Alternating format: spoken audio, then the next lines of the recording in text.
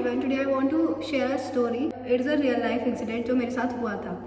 So start करते हैं बहुत ज़्यादा स्टार्टिंग से. सो हुआ क्या था, मैंने अपनी 12th की थी फ्रॉम यूपी और मैं कभी ऐसे घर से बाहर नहीं निकली थी. मतलब लिटरली मैं 1 किलोमीटर भी कहीं अकेले नहीं गई हूँ. मेरे साथ हमेशा कोई होगा कि हाँ, मतलब मैं मुझे टेंशन लेने की ज़रूरत नहीं है, ही विल हेल्प मी. मतलब मेरे साथ ऐसा था हमेशा से. ठीक है. फिर मेरे सी फाउंडेशन के एग्जाम्स हुए जो मैंने घर से दिए थे, तो पापा जाते थे साथ. ठीक है.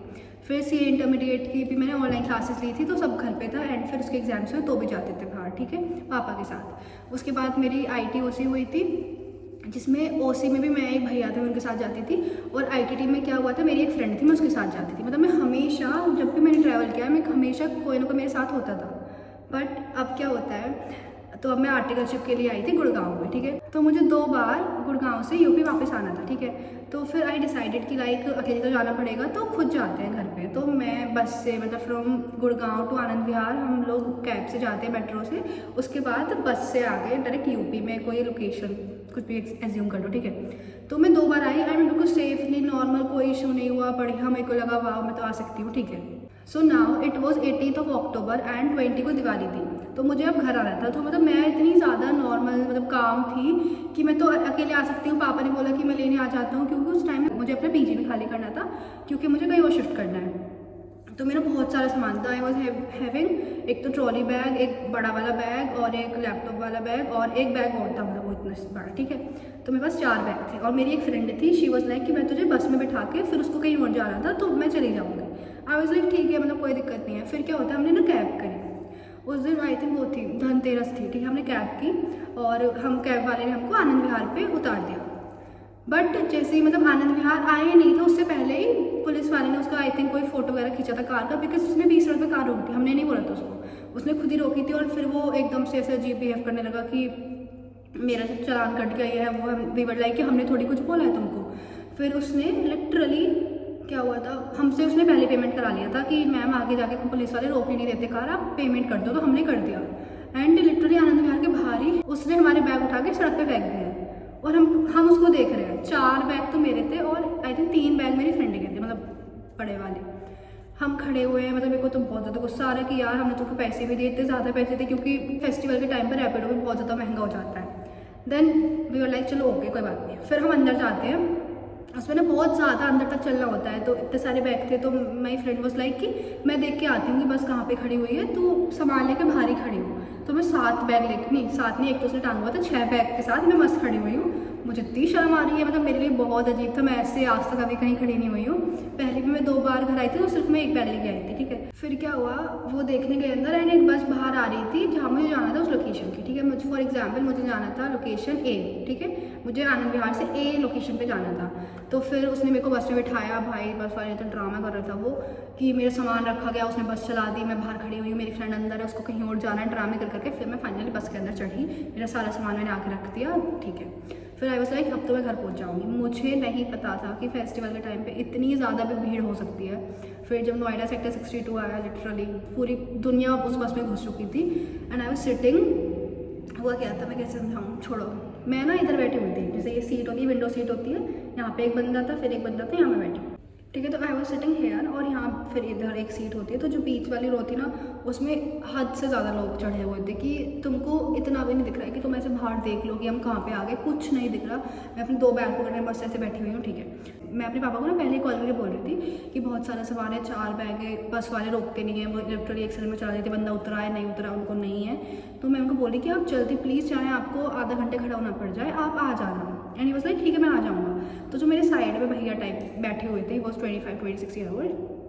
तो ही वाज लाइक कि चलो मैं इसके हेल्प कर दूंगा. तो ही वाज लाइक आपको कहाँ जाना है. तो मैंने बोला हाँ मुझे यहाँ पे जाना है. तो उसको उससे नेक्स्ट स्टॉप पे जाना था. बोला अच्छा तो ऐसे. ठीक है.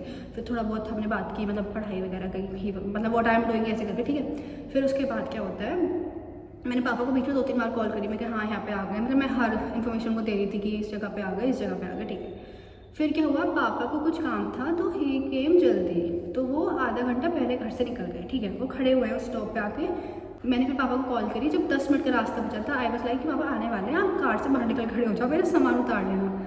फिर क्या हुआ, मतलब वो चल रही है बस और 10 मिनट से ज़्यादा हो गया, आधा घंटा हो गया.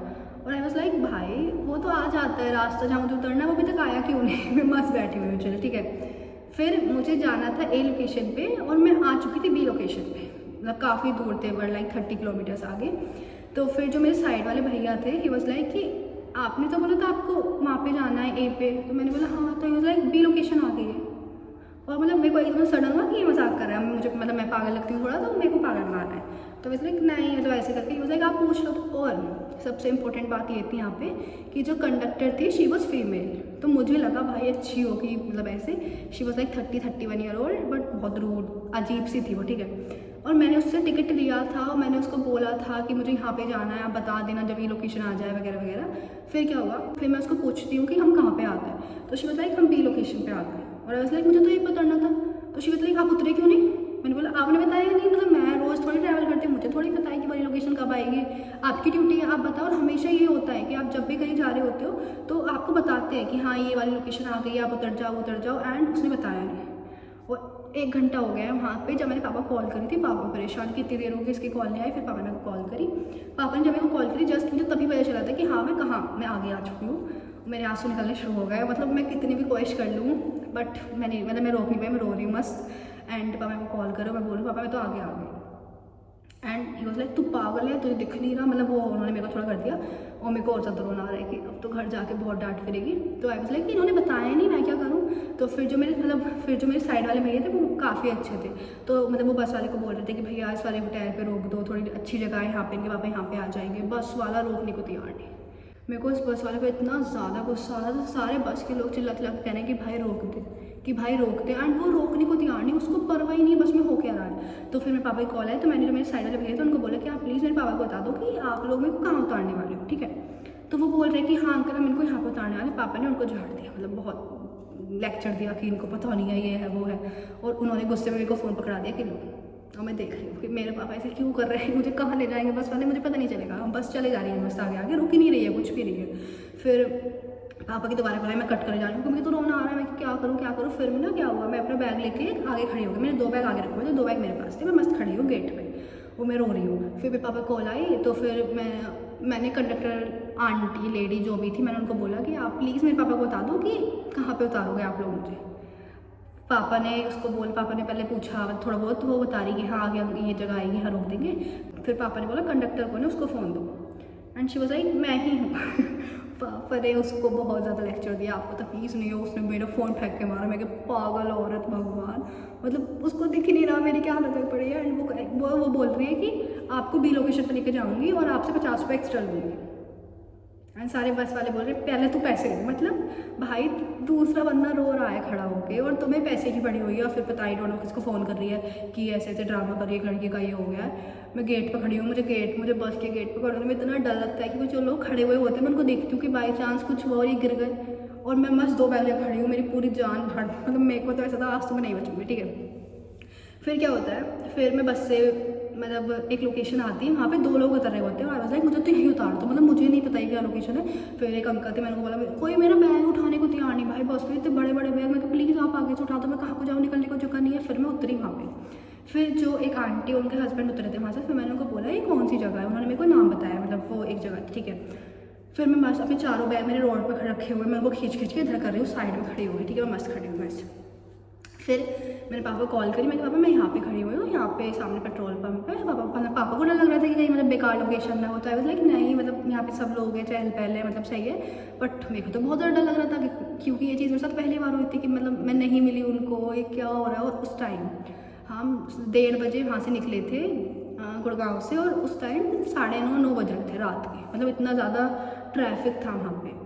और मैं खड़ी हूँ, मुझे इतना डर लग रहा है। देन क्या होता है, फिर मेरे पापा की कॉल आती है, नहीं बताया कि बेटा आसपास के किसी इंसान से बात करा दे कि ताकि मुझे पता चल जाएगी एग्जैक्टली तू कहाँ पे है। मैंने उनको लोकेशन में भेज दी थी।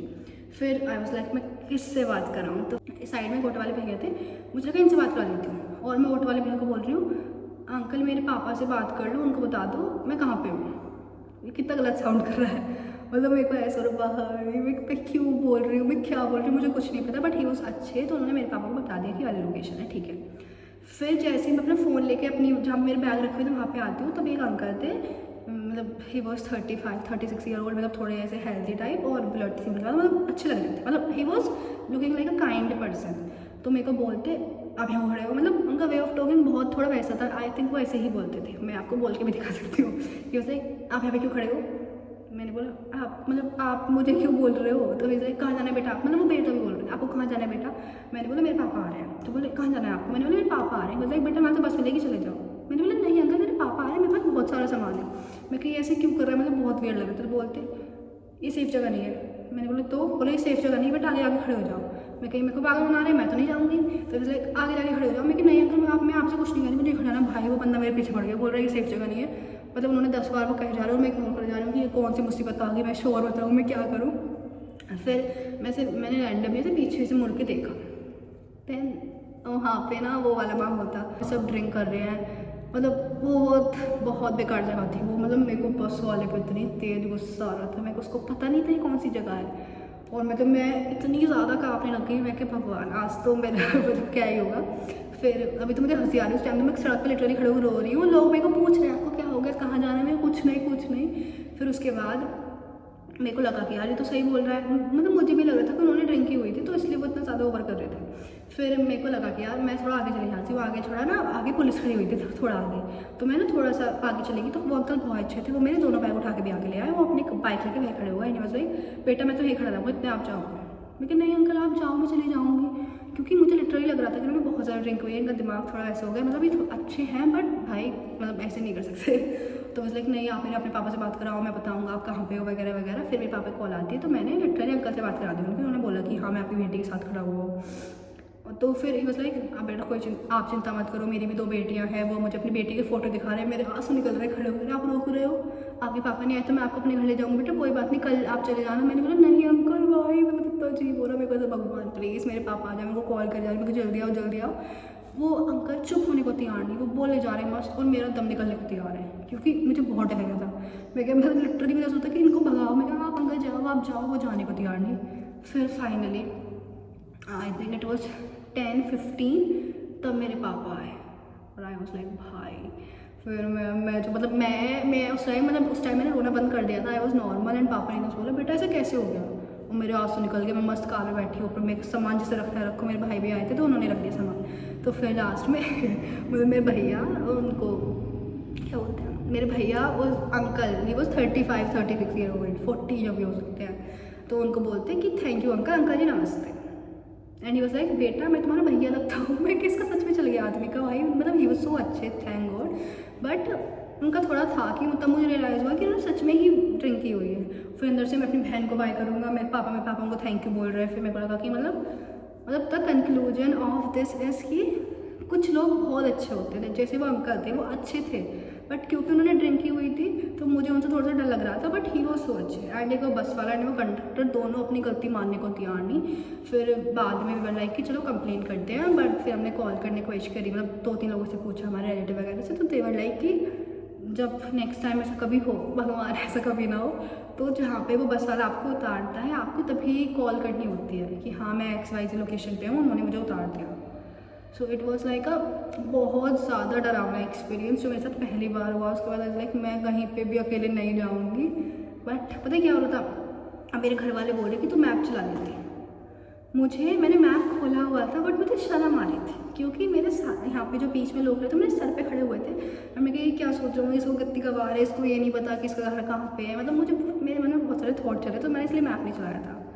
अब नेक्स्ट टाइम से मैं ऐसा कभी नहीं करूँगी, मुझे इतना ज़्यादा डर रहा है। सो प्लीज़ बी केयरफुल जब भी आप ऐसे पब्लिक ट्रांसपोर्ट में ट्रैवल करो।